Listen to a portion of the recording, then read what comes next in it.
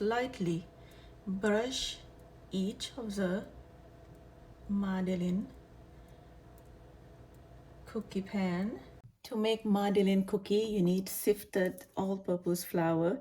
To that, I'm using 1/4 teaspoon of salt, 1 teaspoon baking powder. We also need some lemon zest. I'm just going to use the zest of a whole lemon.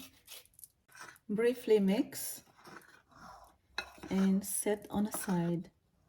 Now we are going to crack 3 large eggs in a mixing bowl. Then we are adding 3/4 cup of sugar, a teaspoon of vanilla extract. Using a hand whisk, I'm just gonna whisk everything until yellow pale.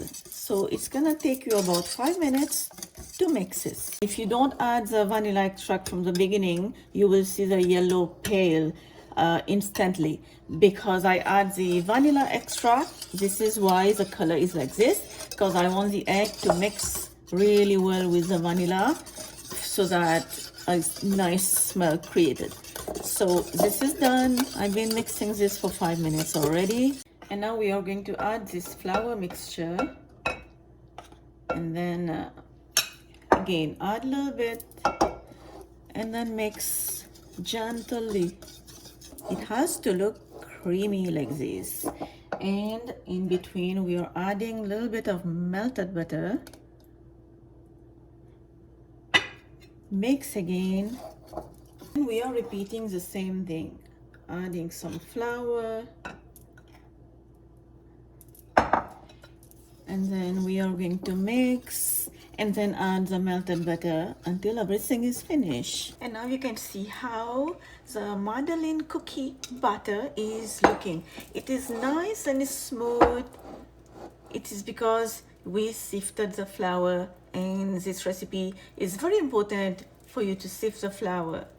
And now what we have to do right now is cover this batter and just refrigerate this butter for 30 to 40 minutes, and then we can start dumping it onto the Madeleine pan. And now my oven is preheating to 350 Fahrenheit. I'm using this small ice cream scoop to scoop this butter, which just came out from the fridge after half an hour. And now you can see the butter looks nice and firm. So evenly scoop the ice cream scoop, and then we are just gonna drop them on the Madeleine mold. You don't need to do anything, just drop it and everything will happen by itself. It's time to bake them, so let it bake and then I'll show you how it looks like. After 10 to 12 minutes, you will see your Madeleine cookie is ready, and it's because we slightly brushed the pan, it's just come out by itself. You don't even need to do anything. So I'm just using a knife to, just flip it.